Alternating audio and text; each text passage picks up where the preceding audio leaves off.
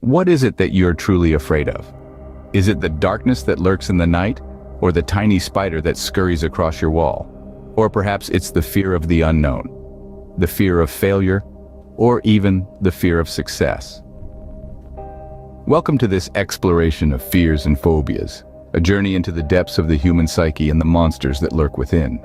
Dr. Samantha Allen, a renowned psychologist specializing in phobias, shares her insight.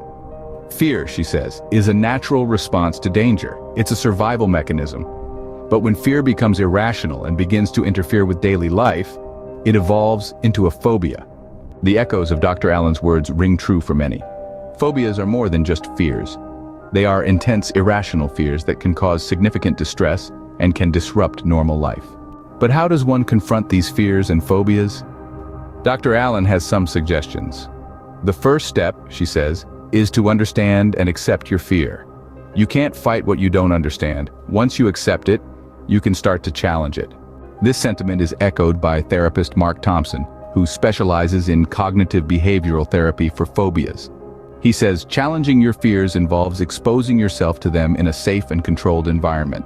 This process, known as exposure therapy, can help to reduce the intensity of your fear over time. So, the journey to confront our fears and phobias begins with understanding and acceptance, followed by challenging them through exposure. Fear, as existentialist philosopher Jean-Paul Sartre once said, is the dizziness of freedom. And indeed, in confronting our fears and phobias, we may indeed find a certain dizzying freedom. Dr. Allen and Mr. Thompson's insights offer a pathway to understanding and confronting our fears and phobias. From understanding the nature of fear and phobia to accepting it and finally challenging it through exposure, the process is a journey that can lead to freedom from the chains of our fears. Despite the challenges, the journey is worth it. As we confront our fears and phobias, we not only free ourselves from their suffocating grip, but we also embrace a new sense of freedom, a new sense of self, and a new sense of life. So what do you fear? And more importantly, are you ready to confront it? Remember, as the old saying goes, courage is not the absence of fear, but rather the judgment that something else is more important than fear.